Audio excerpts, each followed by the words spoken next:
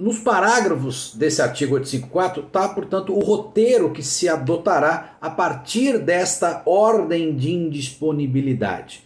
O parágrafo primeiro diz que no prazo de 24 horas a contar da resposta de ofício, o juiz determinará o cancelamento de eventual indisponibilidade excessiva. Portanto, o juiz vai dar a ordem eletrônica de bloqueio no sistema do Banco Central, retornará ao juiz uma informação de bloqueio positivo, e se o juiz verificar que houve excesso de bloqueio, e é muito comum que quando o devedor possua várias contas em várias instituições financeiras, se dê o bloqueio por cada uma dessas instituições. O juiz, portanto, verificando que houve esse tipo de excesso, o juiz fará imediatamente o cancelamento de uma das ordens de indisponibilidade. É óbvio que não se espera que tenha havido bloqueio de excesso numa conta, afinal de contas a ordem foi para bloquear X reais. Então não se deve admitir a penhora de mais de X reais. Então o que normalmente acontece é que o excesso se dá justamente por bloqueio de várias contas. Faz-se imediatamente o cancelamento. Parágrafo 2º. Tornados indisponíveis os ativos, portanto o banco comunica ao juiz, olha, tornei indisponível aquele valor solicitado. O executado será intimado por si ou por seu advogado, dependendo se há ou não há advogado atuando no caso. E por que ele será intimado? Vejam, ele não está sendo intimado da penhora. Ele está sendo intimado de que houve uma ordem de indisponibilidade. Ele está sendo intimado pelo seguinte: o parágrafo 3º diz: incumbe ao executado, portanto já intimado no parágrafo 2º, no prazo de 5 dias comprovar que. Então, nós estamos dando ao executado uma alternativa de algumas condutas em razão da ciência que ele teve de que alguns valores que ele tinha em conta corrente foram bloqueados. E ele tem, portanto, 5 dias para alegar. 1. Quantias são impenhoráveis. Ele tem, portanto, a oportunidade de apresentar alguma alegação no sentido de que parte daqueles valores, ou o valor integral, é impenhorável. É impenhorável porque é salário, é impenhorável porque é verba alimentar, é impenhorável porque é vencimento, é impenhorável porque é caderneta de poupança inferior a 40 salários.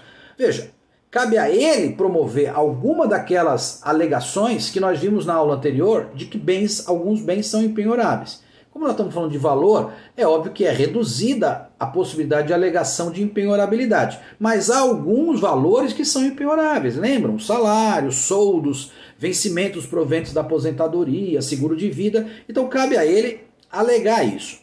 Nós já tratamos de algumas relativizações dessas impenhorabilidades, né? Então não vamos tocar nesse assunto de novo, porque algumas vezes o salário tem sido admitido como penhorabilidade, como bem penhorável, ou porque já não se transformou mais em salário à medida que se manteve na conta sem uso, ou porque o salário é muito alto e o juiz ponderou que é razoável excepcionalmente a penhora de parcela do salário porque é muito alto. Essa discussão a gente já teve. Então a primeira alegação que o executado pode ter é de que parte daqueles valores, ou o valor todo, é impenhorável por alguma razão que ele alegue. A segunda é porque houve excesso de penhora, excesso de indisponibilidade. Portanto, ainda, apesar do juiz ter declarado o cancelamento de algum, ainda há parte que foi penhorada ou indisponibilizada, desculpem, em excesso. Parágrafo 4º. Se essas alegações forem acolhidas, o juiz cancela a indisponibilidade que retrata uma dessas alegações. Parágrafo 5º. Se essas alegações forem rejeitadas ou sequer se apresentou nenhuma alegação, portanto ele foi intimado e não falou nada sobre a indisponibilidade, aí sim, diz o parágrafo 5º, é que esta indisponibilidade será convertida em penhora. Portanto, só a partir de agora é que nós vamos ter de fato uma penhora.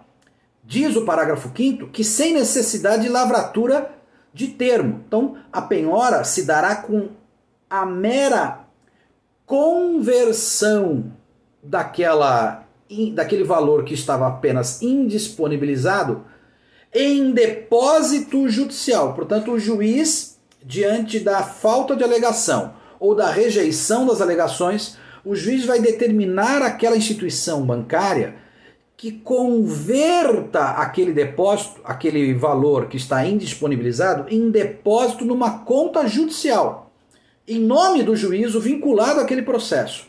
Este ato é que se dará, portanto, a conversão em penhora, sendo desnecessário qualquer lavratura de termo, de penhora e assim por diante, tá?